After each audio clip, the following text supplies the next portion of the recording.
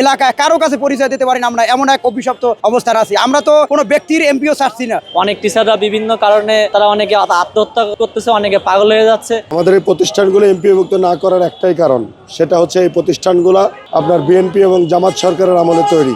এখন আমাদের বেতন নাই, আমাদের চারদিকেই অন্ধকার। পৃথিবীতে এরকম কোনো জাতি নাই যে জাতির ভিতরে শিক্ষকরা বেতন ছাড়া চাকরি করে। আমার মনে হয় না পৃথিবীতে এরকম কোনো জাতি আছে। আমরা দীর্ঘদিন যাবৎ নন এমপিও প্রতিষ্ঠানে আমাদের বৈধ পথে নিয়োগ হয়েছে। এই নিয়োগের পরে আমরা দীর্ঘদিন যাবৎ কোনোভাবেই বেতন পাই না। আমাদের প্রতিষ্ঠান সরকারিভাবে একাডেমি স্বীকৃতিপ্রাপ্ত, যেখানে আমাদের সমস্ত বৈধতা পাওয়ার পরই সরকার আমাদের একাডেমি স্বীকৃতি দিয়েছে।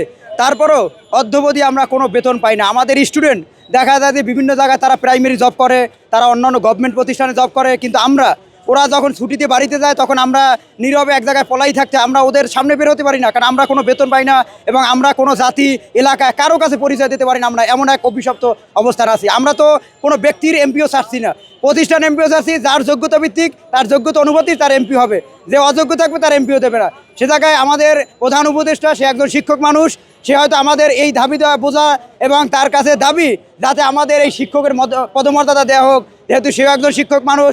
বিগত দিনে এই ফেসিবাদী সরকারের অবস্থানের কারণে আমরা যারা নিরপেক্ষ মানুষ ছিলাম তারা কোনোভাবে প্রতিষ্ঠান এমপিও পাই নাই। দেখা যায় কিছু প্রতিষ্ঠান তারা লবিন করে এবং ডক্টর দীপুমণির আমলে তারা একাধিকভাবে অযোগ্য প্রতিষ্ঠানগুলো এমপিও করছে, কিন্তু আমাদের একাডেমির স্বীকৃতিপ্রাপ্ত প্রতিষ্ঠানগুলো আমরা অদ্যাবধি এমপিও পাই নাই। তাই প্রধান উপদেষ্টার কাছে আমাদের আহ্বান, যাতে আমাদের প্রতিষ্ঠানগুলো নন এমপিও প্রতিষ্ঠানগুলো স্বীকৃতিপ্রাপ্ত সবাইকে এমপিওর আওতায় আনা হোক এবং তাদের যোগ্যতা ভিত্তিক তাদের এমপিও দেওয়া হোক। এমপি বিভক্ত না হওয়ার কারণে আমাদের অনেকগুলো ক্রাইসিস তৈরি হচ্ছে। যেমন আমাদের জীবন জীবিকা, যে উপার্জনের যে একটা সোর্স থাকে, আমাদের কোনো উপার্জনের সোর্স নাই। সো আমাদের ইনকাম না থাকার কারণে আমাদের জীবনযাত্রার মান তো আস্তে আস্তে অধপতনে যাচ্ছে। তারপরে আমাদের অনেক টিচাররা আছে তাদের ফ্যামিলি নিয়ে চালানো তাদের অনেক কষ্টকর। তারা বিভিন্ন উপার্জনের দিকে ঝুঁকে যাওয়ার কারণে তারা ক্লাসে টাইম দিতে পারতেছে না এবং এই প্রতিষ্ঠানগুলো আস্তে আস্তে ড্যামেজ হয়ে যাচ্ছে, যার কারণে আমরা স্টুডেন্টও ভর্তি করতে পারতেছি না এবং অনেকগুলো ক্রাইসিস আছে। আমি সরকারের কাছে একটা বিনীত আবেদন জানাই, সেটা হচ্ছে আমাদের এই শিক্ষা প্রতিষ্ঠানগুলো যদি এমপিওভুক্ত হয় তাহলে আমাদের জীবনযাত্রার মান উন্নয়ন হবে, আমরা একটা সমাজে একটা স্ট্যাটাস পাবো এবং এই স্ট্যাটাসটা পেলে আমরা আমাদের দ্বিগুণ মনোবল দিয়ে আমরা শিক্ষা প্রতিষ্ঠানের দিকে আমরা মনোযোগী হতে পারবো। এতে যেমন শিক্ষা প্রতিষ্ঠানগুলো ডেভেলপ করবে, স্টুডেন্টরাও ভালো জায়গায় পৌঁছাবে এবং সবচেয়ে বড় জিনিস হচ্ছে এই এমপিওভুক্তি না দেওয়ার কারণে আস্তে আস্তে অনেকগুলো প্রতিষ্ঠান বন্ধ হয়ে যাচ্ছে। অনেক টিচাররা বিভিন্ন কারণে তারা অনেকে আত্মহত্যা করতেছে, অনেকে পাগল হয়ে যাচ্ছে এবং সামাজিকভাবে আমাদেরকে কোনো সম্মান দেওয়া হয় না। আমাদের স্টুডেন্টরা আমাদের চেয়ে যখন বড় চাকরি করে আমাদের কাছে এসে জিজ্ঞেস করে যে স্যার আপনার বেতন হবে কবে। এর চেয়ে একটা জাতির কাছে লজ্জার কিছু থাকতে পারে না। আমি ব্যক্তিগতভাবে আমি কিছু স্টুডেন্ট প্রাইভেট পড়াই, সেটা দিয়ে আমাদের ইনকাম হয়। অনেকের ব্যবসা প্রতিষ্ঠান আছে, অনেকে দোকান করে, অনেকের অবস্থা খুবই লাজুক। সরকার আমাদের দিকে একটু নেক নজর দেখ এবং খুব বেশি প্রতিষ্ঠান বাকি নাই এবং এটা হলে দেশ গঠনের জন্য আসলে একটা শিক্ষিত জাতি দরকার। পৃথিবীতে এরকম কোনো জাতি নাই যে জাতির ভিতরে শিক্ষকরা বেতন ছাড়া চাকরি করে। আমার মনে হয় না পৃথিবীতে এরকম কোনো জাতি আছে। আজকে আমরা মাননীয় প্রধান উপদেষ্টা বাবা স্মারকলিপি দেওয়ার জন্য রওনা হই। প্রতিমধ্যে কদম পোয়ায় আমরা পুলিশ দ্বারা বাধাপ্রাপ্ত হয়ে ফিরে আসি এবং আমাদের 8 জন শিক্ষক প্রতিনিধি দল মাননীয় প্রধান উপদেষ্টা বাবা স্মারকলিপি দেওয়ার জন্য গিয়েছে।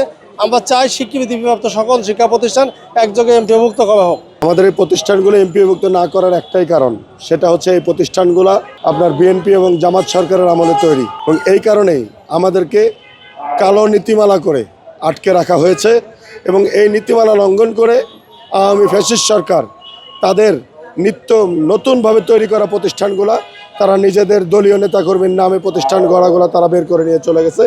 আমাদের এই প্রতিষ্ঠানগুলোকে কালো নীতিমালার বেড়া করে আটকে রেখে দিই। আমরা এখন যে আপনারা দেখেছেন যে আমরা সরকারের সাথে, যেহেতু আমাদের শিক্ষা উপদেষ্টা ওয়াহিদুদ্দিন মাহমুদ স্যার আমাদেরকে আশ্বস্ত করেছিলেন জুলাই বিপ্লবের পরে যে আলোচনার মাধ্যমে, আন্দোলন না করে আলোচনার মাধ্যমে সকল সমস্যা সমাধান করা সম্ভব।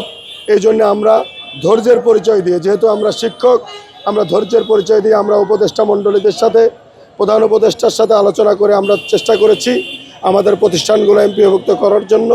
আমরা এখনও উদাত্ত আহ্বান জানিয়েছি। আপনারা জানেন যে কিছুক্ষণ আগে আমাদের একটি পদযাত্রা এবং স্মারকলিপি প্রোগ্রাম অনুষ্ঠিত হয়েছে। সেখান থেকে আমাদের 8 সদস্যের প্রতিনিধি দল প্রধান উপদেষ্টার বাসভবন যমুনার উদ্দেশ্যে রওনা দিয়েছেন। সেখান থেকে আশা করছি সরকার আমাদের ন্যায্য দাবি, আমাদের অধিকার, আমাদের এমপিওভুক্তিকরণের পজিটিভ সিদ্ধান্ত দিবেন। যদি সিদ্ধান্ত পজিটিভ না হয় তাহলে আমরা আমাদের যে অবস্থান কর্মসূচি এই অবস্থান কর্মসূচির পরবর্তী কর্মসূচি আমাদের নেতৃবৃন্দ আসার পরে কঠোর থেকে কঠোর কর্মসূচি ঘোষণা করবে ইনশাআল্লাহ। আমরা বেতন পাই না, নন এমপিও মানেই বেতন নাই। এমপি হলে সে আমাদের বেতন অবকাঠামো সরকারি বেতন একটি নিবন্ধনের মাধ্যমে আমাদের বেতন আসবে। এখন আমাদের বেতন নাই, আমাদের চারোদিকেই অন্ধকার। আমরা না পারছি এক মুঠো ডাল ভাত খাইতে, না পারতেছি এই ছেলে সন্তানদের মানুষের মতো মানুষ করে গড়ে তুলতে। একটি বর্তমান সময়ে একজন বাচ্চার প্রাইভেট টিউশনি ফি হয়ে যায় ১,১২০০ মান্থলি। সেখান ক্ষেত্রে আমাদের আয়ের উৎস শুধু এই শিক্ষা প্রতিষ্ঠান থেকেই, আর কিছু সাংসারিক আয়ের মাধ্যমে আমরা মানবতার জীবনযাপন করতেছি। যদি আমাদের এমপিভুক্ত না হয় সেক্ষেত্রে আমরা শিক্ষকরা আমাদের ছেলে সন্তানকে কোনো ভালো লেভেলে উচ্চশিক্ষায় শিক্ষিত করতে পারতেছি না। এহেন পরিস্থিতিতে আমরা অনেক কষ্টের মাধ্যমে আমাদের জীবন যাপন পরিচালনা করতেছি।